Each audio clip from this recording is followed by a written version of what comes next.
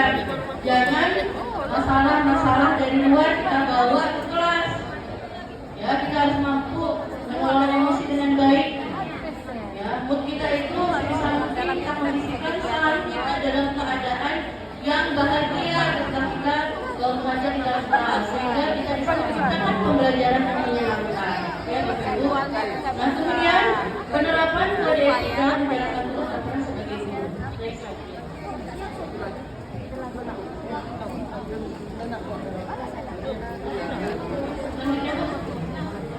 Pengembangan orientasi berguna pada materi. Lanjut. Nah, ini udah dibagi apa nih? Gak ada lagi yang perhatian saya ini, saya lihat udah fokus. Aduh, ini udah iritasi nih ya Bapak Ibu ya. Tapi didengarkan juga lagi ya Bapak Ibu.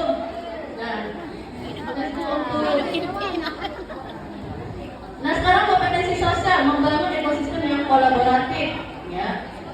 Jadi yang paling penting di sini disebutkan di kompetensi sosial ini adalah bagaimana kita seorang guru ini menjadi seorang guru yang selalu mau berkolaborasi, mau bekerja sama. Jadi ini juga sebenarnya bukan hanya kita sebagai guru ya, Bapak Ibu, tapi juga bagaimana kita di dalam kelas itu bisa menciptakan siswa kita itu menjadi siswa yang selalu bisa melakukan kolaborasi. Kenapa Bapak Ibu? Karena sebenarnya siswa kita itu kan dia kalau dikatakan misalkan tidak cocok lagi sebenarnya. Sebenarnya untuk mereka itu juga tidak harus ada lagi yang salah. Kenapa? Karena tidak bisa dikatakan bahwa seorang siswa itu dia memang menjadi nomor satu dari semua gitu, dari semua hal gitu, dari semua mata pelajaran, dari semua kompetensi. Jadi harusnya mereka kita tuntut ketika rata-rata kita bimbing anak-anak ini supaya menjadi orang yang bisa berkolaborasi, bisa bekerja sama. Nah, sebelum kita menuntut siswa kita seperti itu, tentunya kita dulu sebagai guru menjadi seorang guru yang memang adalah guru yang selalu bisa berkolaborasi. Kenapa? Karena satuan pendidikan ini bisa maju karena memang setiap komponen yang ada di dalam sekolah itu mampu berkolaborasi karena semua punya keistimewaan masing-masing, punya balas masing-masing. Jadi itu kompetensi sosial yang satunya adalah yang mampu berkolaborasi. Apa saja menjadi indikatornya? Next, Bu.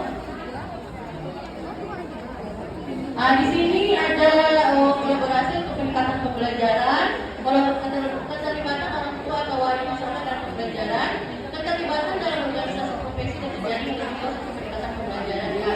Jadi yang pertama, bagaimana kita seorang guru mampu berkolaborasi agar kita bisa meningkatkan pembelajaran di dalam kelas. Jadi kita jangan harus hebat, kita sudah harus semua, karena kita dong juga bisa belajar. Nah, selain itu sendiri belajar apa yang tidak kita ketahui, ayo kita kepada teman-teman yang lain sebagai kita baik supaya kita bisa sama-sama maju, ya Bapak Ibu. Nah, kemudian selain itu kita juga harus mampu melibatkan dan masyarakat dalam pembelajaran. Misalnya kalau ada orang tua, misalnya kalau saya mata pelajaran biologi ya Bapak Ibu, misalnya saya ingin supaya siswa saya mengetahui tentang hidroponik, ya bagaimana cara hidroponik. Nah, mungkin karena saya tidak punya pengalaman, tapi saya memang sebagai guru biologi tahu secara teori bagaimana membuatnya. Nah, saya bisa saja, kalau misalnya ada orang tua mungkin saya yang memang sudah melakukan di rumah dan yang tidak mengerti dari cara praktek, kan sudah apa-apa, ayo berkolaborasi dengan saja.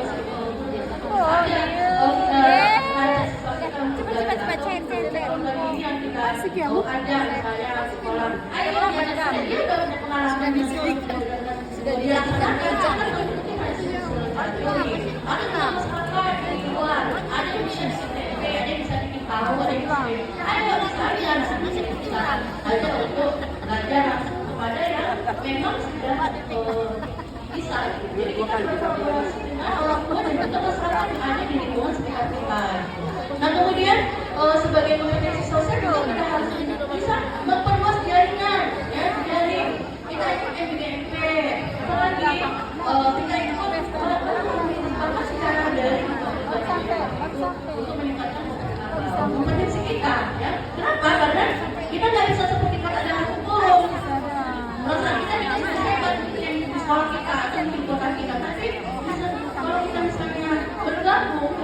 Jadi ada pergaulan yang kita ikuti berbagai organisasi gitu ya, karena kita akan mendapatkan banyak informasi, banyak pelajaran yang bisa kita dapatkan dari nah kemudian kompetensi profesional ini sebagai semuanya sudah menjadi guru yang profesional, tidak sudah punya sertifikasi ya, mana aku terima banyak besar ya. Nah berarti kita sebenarnya sudah mendapatkan sertifikasi, kita dianggap ada sebagai guru yang sudah profesional. Benar nggak? Kita ayo kita refleksi, kita lihat benar kita sudah menjadi apa yang menjadi acuannya, pengetahuan yang berguna pada peserta didik, ada sertifikator pengetahuan konten pembelajaran dan cara mengajarkannya ya. Sudah punya tidak karakteristik cara belajar dan cara belajar peserta didik dan kurikulum dan cara menggunakannya. Nah jadi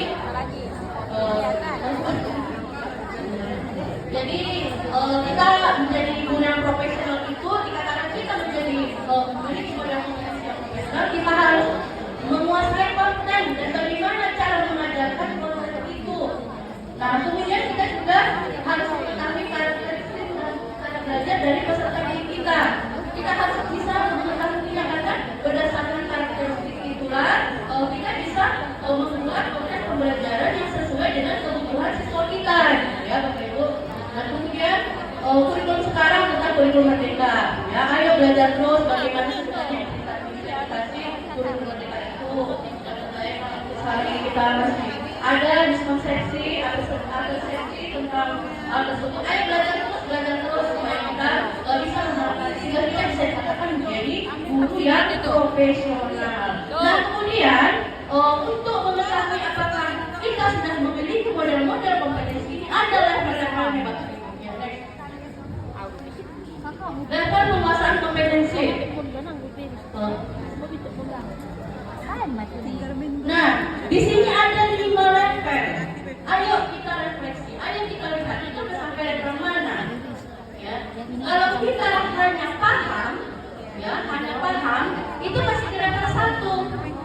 Ya, tingkat penguasaan kompetensi kita itu terhadap 4 kompetensi itu tadi ya, kompetensi itu. Kalau kita baru paham saja, ya tentang kompetensi itu, kita masih di level 1.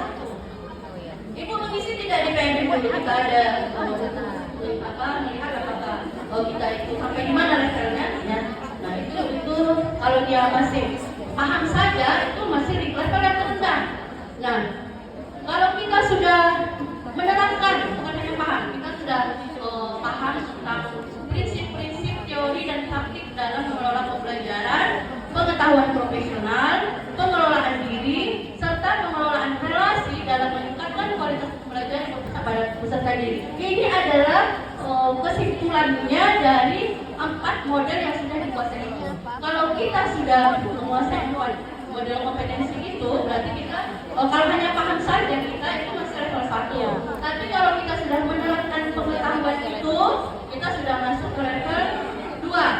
Kalau kita sudah mampu mengevaluasi dan merancang perbaikan dari pengetahuan tentang prinsip-prinsip, teori dan praktik dalam mengelola pembelajaran, pengetahuan profesional, pengelolaan diri serta pengelolaan relasi dan meningkatkan kualitas pembelajaran yang berguna pada peserta didik, itu kita sudah berada di level 3.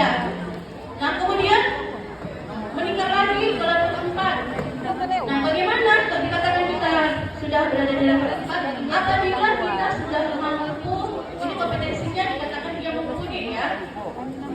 Apabila kita mampu berkolaborasi dan berbagi praktik baik, itu namanya kita sudah mumpuni, kita berada di level 4. Dan level yang tertinggi mudah-mudahan kita semua guru yang ada di sini bisa mencapai ini ya, level tertinggi level yang kelima. Dan ini adalah kita penguasaan kompetensi yang sudah menjadi ahli. Bagaimana dikatakan guru itu sudah ahli?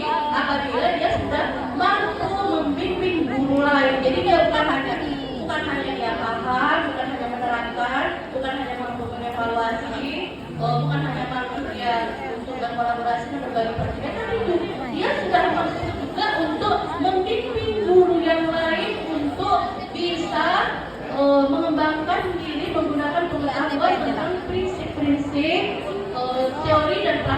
baik dalam mengelola pembelajaran, pengetahuan profesional, pengelolaan diri, ini yang kompetensi sosial ya, serta pengelolaan relasi, ini juga sosial dalam meningkatkan kualitas pembelajaran yang berpusat pada peserta didik. Itulah dia Bapak Ibu, secara ringkasnya model kompetensi guru dan menurut Presiden 2626 tahun 2023.